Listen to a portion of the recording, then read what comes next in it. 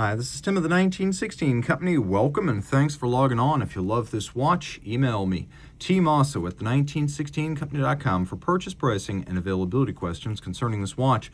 And today, a little giant and a personal favorite. Back in 2015, Patek Philippe shocked the world by launching a pilot's watch. The Calatrava Pilot Travel Time 5524 was unexpected, but easily the most refined in its class, a class typically occupied by brands the likes of which Longines, Zenith, IWC never truly trafficked in haute de gamme pilots' pieces. But fast forward to 2018 and we get the 7234, a 37.5 millimeter version of the watch. And in 2020 we get the version of the watch in my hand right here, which is the 7234G in white gold. So this is the 7234G-001. It is 37.5 millimeters in diameter. It is 11 millimeters thick from lug tip to lug tip, 45.5, with an 18 millimeter spacing between the lugs. When the original version of this watch came out, it was funny because it was described as a lady's watch. Today, Patek no longer uses that kind of language. And I will tell you, as big as the original 5524 was, I would prefer this by a mile. Mechanically identical with all the capabilities in the same style, it's just proportionally better on my 16 centimeter wrist. Being fairly thin, it will fit underneath a dress cuff if you want to wear it that way. I would even opine that it's more suitable for formal attire due to its smaller size than its otherwise identical, larger 42 millimeter brethren. Taking a look at the strap, it's the same strap you'd get on the full-size watch. Aviator style calfskin with a contrasting stitch, a little bit of cross hatching, and then the edge is sheer cut with lacquering for refinement, a little bit of bolstering to give it volume, calfskin on the bottom, pull tab spring bars to pop it off without a tool, so the strap comes right off if you pull the tab. We also have this Calatrava pilot style buckle, Clevis inspired, designed to look like the fixture on a aviation jacket of the 1930s, and that's a little bit whimsical because there really is no authentic Patek Philippe pilot's watch heritage from that period, but it's a good looking buckle, and anything that isn't generic and model specific makes a watch more appealing, and this is model line specific. You only find this on Calatrava pilots. A simple case, blended lugs, not a whole lot going on there. You can see it's obviously a modular complication, as the center line of the crown for the base movement is lower on the case than the center line of the travel time pushers.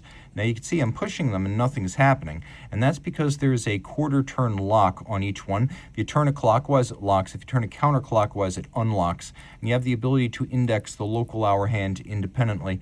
We have an AM/PM indicator for both your local time and your reference time, or your home time as it's often called, and so you can have two 12-hour hands and still have 24-hour format. Now you can see as we're rolling through 6 a.m., both of those are turning from blue to white, because now we know we're looking at 8 a.m. and not 8 p.m. Of course, if I wanted to accelerate, you can see I'm taking the local hour hand, which is also the hand that drives the date, and as I roll my local time into the night, you can see that local aperture turns blue for night, and you'll see that the pointer date jumps either direction. I can drive it in either direction as I cross the international date line. And when I don't need two time zones, I can superimpose the hour hands, clean it all up. We have these lovely blued cathedral style hands with syringe style points for the hours and minutes, and then we have this white varnished blue counterweighted seconds hand. The dial is a lovely blue granular surfacing with white gold applique Arabic style numerals. We're going to take a quick look. It's very well loomed. This is a true sports watch, and it's rated, or at least when it came out, it was rated as 60 meters. Today, every Patek is 30 meters, except for chiming watches. And so this would have been surface swimmable per Patek Philippe. You can also see that all three primary hands are loomed, including the seconds hand, so you know if the watch is running. One feature this one does not have, because it still features the 324 movement, is hacking seconds, but the slightest back pressure applied to the crown by turning it clockwise will stop the seconds hand. So if you want to stop the seconds hand at some specific place on the dial, you can easily do so. And so you can synchronize if you wish to do so. Rolling it around, caliber 324, beautifully decorated, nicely done. Unidirectional winding with ceramic bearings for high efficiency, 45-hour power reserve, 4 hertz beat rate, 6 position adjusted. You can see it pivots on 29 joules, I should say. Patek Philippe seal, accurate to no worse than -3 + 2 seconds per 24 hours when this model came out.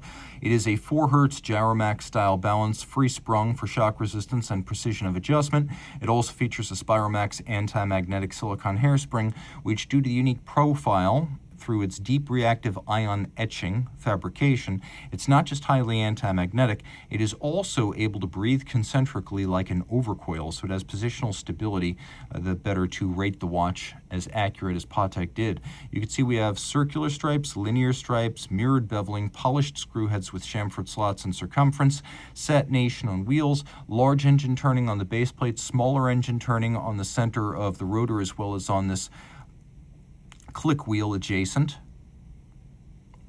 and the beveling is mirrored and very convincing. To be sure, it's a medley of mechanical and manual process, but it looks more manual than a lot of Patek Philippe's peers. And again, a 45-hour power reserve. Lots to love.